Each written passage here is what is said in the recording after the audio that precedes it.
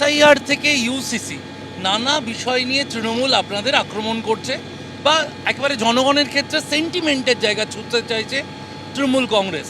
সেই জায়গাটা আপনারা এই এসআইআর থেকে ইউসিসি পর্যন্ত মানুষকে বোঝাবেন কি?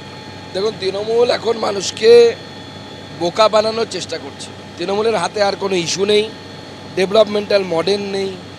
15 বছর সরকারে থাকলো, দেয়াল লিখন দেখুন, সব জায়গায় লক্ষ্মীর ভাণ্ডার, লক্ষ্মীর ভাণ্ডার, লক্ষ্মীর ভাণ্ডার।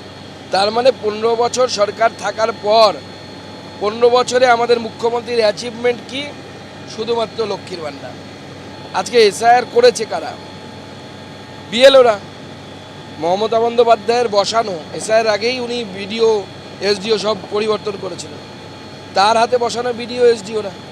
আজকে সেই জন্য কিছু মানুষের নাম যে কাটা গেছে, যারা হয়তো যোগ্য, সে তো ট্রাইব্যুনাল বলবে আগামী দিনে, তাদের জন্য দায়ী হচ্ছে মমতা বন্দ্যোপাধ্যায়ের সরকার।